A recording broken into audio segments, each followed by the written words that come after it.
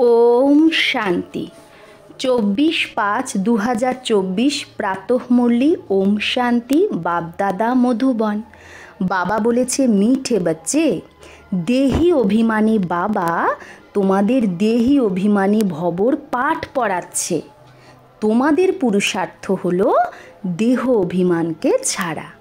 তো দেহি অভিমানী বাবা আমাদের দেহি অভিমানী ভবর পাঠ পড়াচ্ছে। তাই আমাদের পুরুষার্থ হলো দেহ অভিমানকে ছাড়া আর দেহি অভিমানী হওয়া। প্রশ্ন, দেহ অভিমানী হলে কোন প্রথম বিমারি উৎপন্ন হয়? তো দেহ অভিমানী হলে প্রথম কোন অসুখ হয়? উত্তর, নাম রূপের। এই বিমারি আমাদের বিকারী বানিয়ে দেয়। তাই বাবা বলে আত্ম অভিমানী থাকার প্র্যাকটিস করো। এই শরীরের সাথে তোমাদের একটুও লাগাব মানে অ্যাটাচমেন্ট হওয়া উচিত না। দেহের লাগাবকে ছেড়ে এক বাবাকে ইয়াদ করো, তো পাবন হয়ে যাবে। বাবা তোমাদের জীবন বন্ধ থেকে জীবন মুক্ত হওয়ার যুক্তি বলছে। এটাই তো পড়া। তাহলে কি পড়া পড়াচ্ছে? যে জীবন বন্ধ, এই দেহের মধ্যে থেকে যে আমরা দেহের বন্ধনে ফেসে গেছি, বাবা সেখান থেকে আমাদের জীবন মুক্ত হওয়ার যুক্তি বলছে যে দেহে থেকেও নিজেকে দেহি ভাবো। তাই আমাদের নাম রূপের বিমারি যেন না আসে, তার জন্য দেহি অভিমানী হতে হবে। ওম শান্তি। রুহানি বাবা বলছে যে আত্ম অভিমানী অথবা দেহি অভিমানী হয়ে বসতে হবে। কাকে ইয়াদ করতে হবে? বাবাকে। বাবা ছাড়া আর কাউকে ইয়াদ করা যাবে না। যখন বাবার থেকে বেহদের বর্ষা পাবে তাহলে বাবাকেই ইয়াদ করা উচিত। বেহদের বাবা এসে বোঝায় দেহি অভিমানী ভব, আত্ম অভিমানী ভব, দেহ অভিমানকে ছাড়তে থাকো। আধা কল্প তোমরা দেহ অভিমান হয়ে থাকো, তাই না? দাপর কলিতে আমরা দেহ অভিমানী হয়ে যাই। তারপরে আধা কল্প এখন দেহি অভিমানী থাকতে হবে। এখন দাপর কলি শেষ, এখন আবার সত্যযুগ শুরু হবে। আমাদের আধা কল্প দেহি অভিমানী হয়ে থাকতে হবে। সত্যযুগ ত্রেতায় তোমরা আত্ম অভিমানী ছিলে। সেখানে এটা তোমরা জানতে যে আমরা আত্মা। এখন এই শরীর বয়স্ক হয়ে গেছে, একে এখন আমাকে ছাড়তে হবে, তাই না? সত্যযুগে আমরা স্বেচ্ছায় শরীর ছাড়তাম, এটা চেঞ্জ করতে হবে। সাপের উদাহরণ, তোমরাও পুরানো শরীর ছেড়ে আর এক শরীরে প্রবেশ করো। তাই তোমাদের এখন আত্ম অভিমানী হতে হবে। কে বানাবে আত্ম অভিমানী? বাবা, যে সদৈব আত্ম অভিমানী। বাবা তো সদৈব আত্ম অভিমানী, সে কখনো দেহ অভিমানী হয়ই না। ভালে একবার আসে এই পৃথিবীতে, তাও দেহ অভিমানী হয় না। কারণ এই শরীর তো অন্যের, লোন নেওয়া শরীর। এই শরীরের সাথে বাবার লাগাব থাকে না। লোন লেনে ওয়ালে কা লাগাব নেহি রহতা। যে লোন নেয় তার তো সেটার প্রতি লাগাব থাকে না। সে তো জানে সেটা তার নিজের না, জানে এই শরীর তো ছাড়তে হবে। বাবা বোঝায় আমি এসে তোমাদের বাচ্চাদের পাবন বানাই। তোমরা শতপ্রধান ছিলে, আবার তোমরাই তমপ্রধান হও। এখন আবার পাবন হওয়ার জন্য তোমাদের আমি নিজের সাথে আমার প্রতি কি করে যোগ লাগাতে হবে সেটা শেখাই। যোগ অক্ষর না বলে ইয়াদ অক্ষর বলাটা ঠিক। ইয়াদ শেখাই আমি, বাচ্চারা বাবাকে ইয়াদ করে। এখন তোমাদেরও বাবাকে ইয়াদ করতে হবে। আত্মাই তো ইয়াদ করে যখন রাবণ রাজ্য শুরু হয়। তো তোমরা বাচ্চারা দেহ অভিমানী হয়ে যাও, আবার বাবা এসে আত্ম অভিমানী বানায়। দেহ অভিমানী হলেই তো নাম রূপে ফেসে যাও, বিকারী হয়ে যাও। না হলে তোমরা তো সবাই নির্বিকারী ছিলে, আর পুনর্জন্ম নিতে নিতে বিকারী হয়ে যাও। জ্ঞান কাকে বলে, ভক্তি কাকে বলে, এটা তো বাবাই বোঝায়। ভক্তি শুরু হয় দাপর থেকে, যখন 5 বিকার রূপী রাবণের স্থাপনা হয়। ভারতেই রামরাজ্য আর রাবণ রাজ্য বলা হয়, কিন্তু এটা জানে না যে কতটা সময় রামরাজ্য আর কতটা সময় রাবণ রাজ্য চলে। এই সময় সবাই তমপ্রধান, পাথর বুদ্ধি, ভ্রষ্টাচারের দ্বারাই জন্ম হয়। তাই একে ভিশিয়াস ওয়ার্ল্ড মানে বিকারী দুনিয়া বলা হয়। নতুন দুনিয়া আর পুরানো দুনিয়ার মধ্যে রাত দিনের পার্থক্য। নতুন দুনিয়ায় শুধু ভারতই ছিল। ভারতের মতো পবিত্র খণ্ড কিচ্ছু হতে পারে না। আবার ভারতের মতো অপবিত্র কেউ হয় না। যে পবিত্র সেই আবার অপবিত্র হয়ে যায়, আবার তাকেই পবিত্র হতে হবে। তোমরা জানো দেবী দেবতারা পবিত্র ছিল, তারপর পুনর্জন্ম নিতে নিতে অপবিত্র হয়ে গেছে।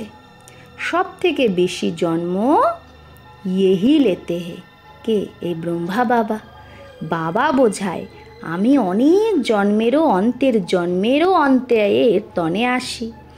এই প্রথম নাম্বার, আবার এই পুরো 84 জন্ম সম্পূর্ণ করে বানপ্রস্থে আসে, তখনই আমি তার তনে প্রবেশ করি। ত্রিমূর্তি ব্রহ্মা বিষ্ণু শঙ্করও আছে, কিন্তু কেউ জানে না, কারণ তমপ্রধান না। কারো বায়োগ্রাফি का किसी मनुष्य मात्र को पता नहीं है। ব্রহ্মা বিষ্ণু শঙ্করের বায়োগ্রাফি জানে না মানুষ। পূজা করে, কিন্তু সব হলো অন্ধশ্রদ্ধা। ভক্তিকে বলা হয় ব্রাহ্মণের রাত, আর সত্যযুগ ত্রেতা হলো ব্রাহ্মণের দিন। এখন ব্রহ্মা প্রজাপিতা, তো নিশ্চয় তার বাচ্চাও হবে না। এটাও বোঝানো হয় ব্রাহ্মণদের কুল হয়, ডিনাইস্টি না। ব্রাহ্মণ হলো চটি, চটিও দেখতে পাও। আবার উঁচু থেকে উঁচু পড়ায় পরম পিতা পরমাত্মা শিব, তো তার নাম একটাই, কিন্তু ভক্তিমার্গে অথা নাম দিয়ে দিয়েছে শিবের। ভক্তিমার্গে চটচটা চাহাচাটা মানে ভাবকা, অনেক শো হয়, কত চিত্র, কত মন্দির, কত যজ্ঞ, তপ, দান, পুণ্য আদি করে। বলে ভক্তির দ্বারা ভগবান পাওয়া যায়। কে পায়? কে পেয়েছে? যে প্রথমে প্রথমে আসে সেই তো প্রথমে প্রথমে ভক্তি শুরু করে। যে ব্রাহ্মণ সেই দেবতা হয়, সেই আবার যথা রাজা রানী তথা প্রজা, সর্বগুণ সম্পন্ন, 16 কলা সম্পূর্ণ, সম্পূর্ণ নির্বিকারী, অহিংসা পরম দেবী দেবতা ধর্ম ছিল। ভারতে এক আদি সনাতন দেবী দেবতা ধর্ম ছিল, তখন অথা ধন ছিল। বাবা মনে করায় প্রথমে প্রথমে তুমিই তো দেবী দেবতা ধর্মের ছিলে, তোমরাই আবার 84 জন্ম নাও। সবাই নেয় না, শুধু 84 জন্মই হয় ম্যাক্সিমাম। মানুষ বলে দেয় 84 লাখ জন্ম, আর কল্পের আয়ুকে লাখ লাখ বছর বলে দেয়। বাবা বলে আরে এটা তো 5000 বছরের ড্রামা। তো এটা হলো জ্ঞান। জ্ঞান সাগর এক শিব বাবাকেই গাওয়া হয়। সে হল দুনিয়ায় এক হলো হদের বাবা, আর এ হলো বেহদের বাবা। হদের বাবা হওয়া সত্ত্বেও, হদের বাবা তো সবার আছে, তা সত্ত্বেও বেহদের বাবাকেই ইয়াদ করে যখন দুঃখী হয়। পুনর্জন্ম নিতে নিতে দুনিয়া পুরানো তমপ্রধান হয়ে যায়, তখনই তো বাবা আসে, সেকেন্ডে জীবন মুক্তি দেয়।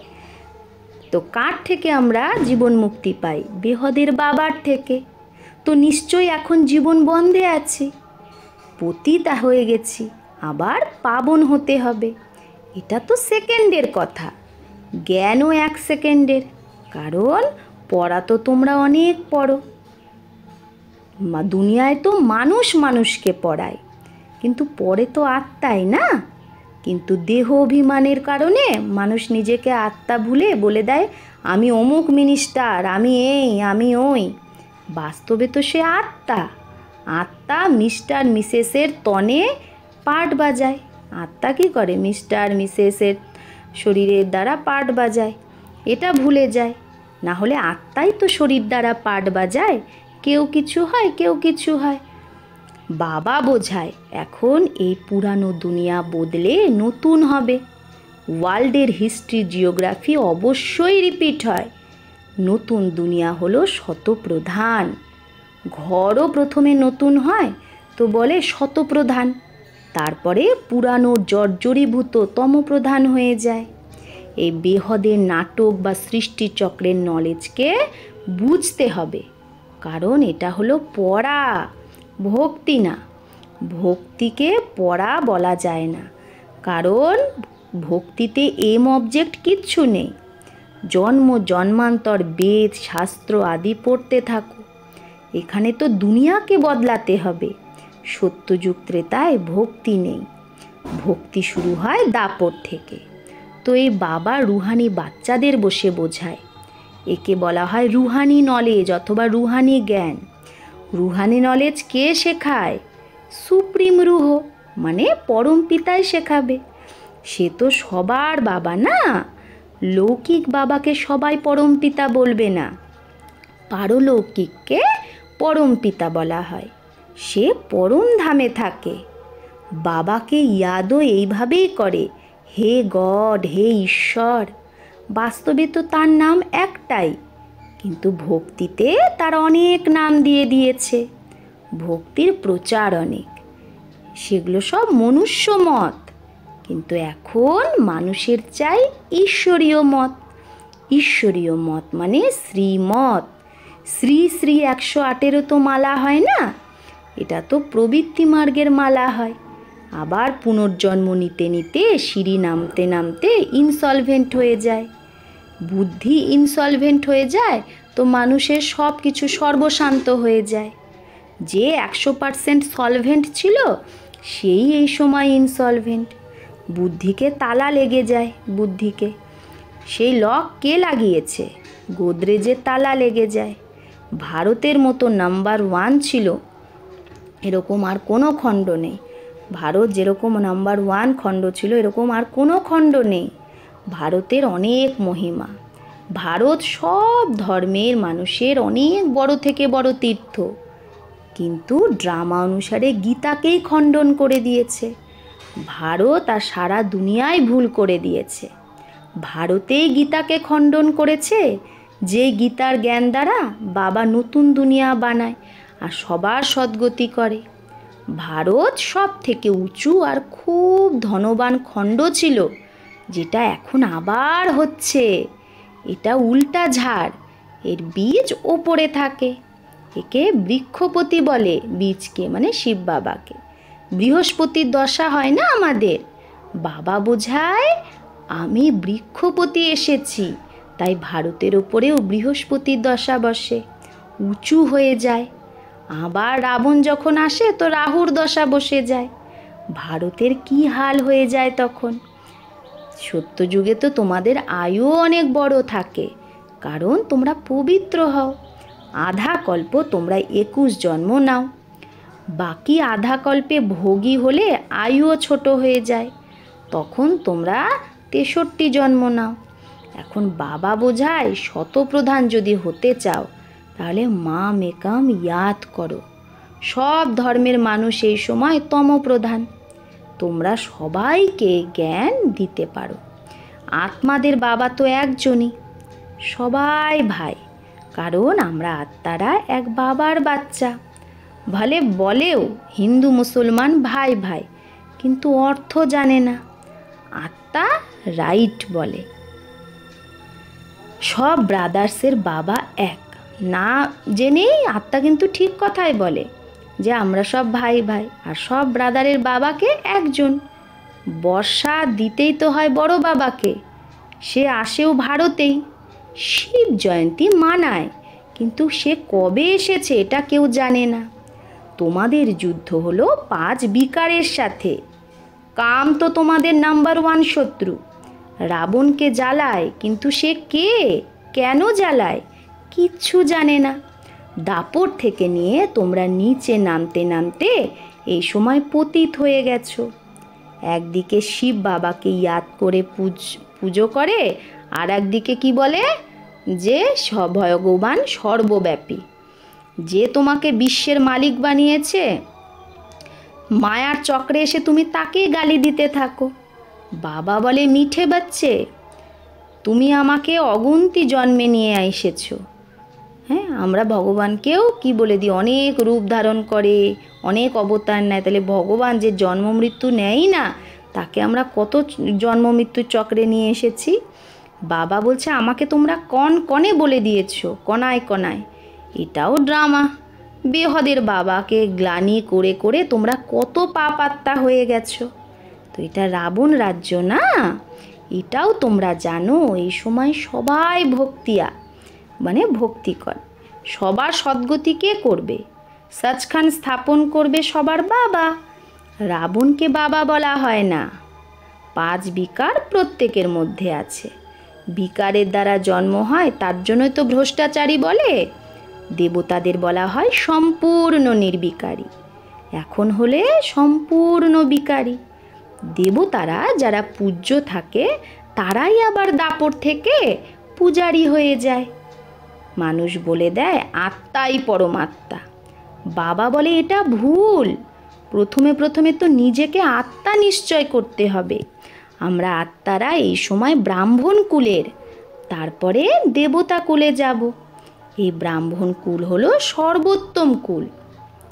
ব্রাহ্মণদের ডিনাইস্টি হয় না, চটি হলো ব্রাহ্মণদের। তোমরা ব্রাহ্মণ না, সব থেকে উপরে আছে শিব বাবা। ভারতে বিরাট রূপ বানায়, কিন্তু তাতে না ব্রাহ্মণের চটি আছে, না সেই চটিদের বাবা আছে, ব্রাহ্মণদের বাবাকে দেখায়। অর্থ কিছুই বোঝে না, ত্রিমূর্তির অর্থও বোঝে না। না হলে ভারতের কোট অফ আর্মস ত্রিমূর্তি শিবের হওয়া উচিত। এখন তো এটা কাটার জঙ্গল, তো জঙ্গলি জানোয়ারকে কোট অফ আর্মস বানিয়ে দিয়েছে। তাতে আবার লেখা আছে সত্যমেব জয়তে। সত্য যুগে তো দেখায় শের বকরি একসাথে জল খায়। সত্যমেব জয়তে মানে বিজয়, সবাই ক্ষীরখণ্ড হয়ে থাকে, নুন পানি হয় না। রাবণ রাজ্যে নুন পানি, রাম রাজ্যে ক্ষীরখণ্ড হয়ে যায়। একে বলাই হয় কাটার জঙ্গল। একে অপরকে কাটা নাম্বার 1 কাটা বিকারের লাগায়, কাম বিকার। বাবা বলে কাম মহাশত্রু, এটাই আদি মধ্য অন্ত দুঃখ দেয়। নামই হলো রাবণ রাজ্য। বাবা বলে 5 বিকারের ওপর জিত পেয়ে জগৎজিৎ হও, এই অন্তিম জন্ম নির্বিকারী হও। তোমরা তমপ্রধান পতিত হয়ে গেছো, এখন আবার শতপ্রধান পাবন হও। গঙ্গা কোনো পতিত পাবনই নয়। শরীরের ময়লা তো ঘরেও জল দিয়ে দূর করতে পারো, কিন্তু আত্মাকে তো পরিষ্কার করতে পারবে না। তো আত্মা তো জল দিয়ে ধুলে পরিষ্কার হয় না। ভক্তিমার্গে কত ঢের গুরু, সদ্গুরু তো একজনই, যে সদ্গতি করে। সে সুপ্রিম বাবাও, সুপ্রিম টিচারও, আবার সুপ্রিম সদ্গুরুও। সেই তোমাদের সৃষ্টির আদি মধ্য অন্তের নলেজ শোনায়। अच्छा, मीठे मीठे सिकिलधे बच्चों प्रति माता पिता बाप दादा का याद प्यार और गुड मॉर्निंग। रूहानी बाप की रूहानी बच्चों को नमस्ते। हम रूहानी बच्चों की रूहानी माता पिता बाप दादा को याद प्यार गुड मॉर्निंग और नमस्ते नमस्ते नमस्ते। शुक्रिया बाबा, आपको लाख लाख शुक्रिया। धारणा 1, শতপ্রধান হওয়ার জন্য বাবা ছাড়া আর কাউকে ইয়াদ করো না। দেহি অভিমানী হওয়ার প্র্যাকটিস করতে থাকো। 2, সবার সাথে ক্ষীরখণ্ড হয়ে থাকতে হবে। এই অন্তিম জন্মে বিকারের ওপর বিজয় প্রাপ্ত করে জগৎজিৎ হতে হবে। বরদান, বাবার ছত্র ছায়ায় সদা আনন্দের অনুভব যে করে আর অন্যকেও করায়, সেই বিশেষ আত্মা ভব। তো বাবার ছত্রছায়ায় সদা আনন্দের অনুভব করে অন্যকেও যে করায়, সেই বিশেষ আত্মা ভব।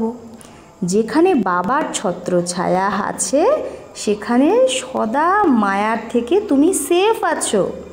ছত্রছায়ার মধ্যে মায়া আসতে পারে না। মেহনত থেকে অটোমেটিক দূর হয়ে যাও, আনন্দে থাকো। কারণ মেহনত আনন্দের অনুভব করতে দেয় না, যদি মেহনত করতে হয় তাহলে মজ নেই। তাই বাবার ছত্রছায়া থাকলে আমরা মেহনত থেকে অটোমেটিক দূর হয়ে যাই। ছত্রছায়ায় যে থাকে সে এই রকম বিশেষ আত্মা উঁচু পড়া পড়তেও আনন্দে থাকে। তো ছত্রছায়ায় থাকা বিশেষ আত্মারা এই উঁচু পড়া পড়েও মন আনন্দে থাকে, কারণ তার নিশ্চয় আছে যে আমি কল্পে কল্পের বিজয়ী, আমি পাশ হয়ে পড়ে আছি। তো সদা আনন্দে থাকো আর অন্যকেও আনন্দে থাকার সন্দেশ দিতে থাকো, এটাই সেবা। স্লোগান, যে ড্রামার রাজকে জানে না সেই নারাজ হয়। তো নারাজ কে হয়? যে ড্রামার রাজকে জানে না সেই নারাজ হয়। আচ্ছা, ওম শান্তি।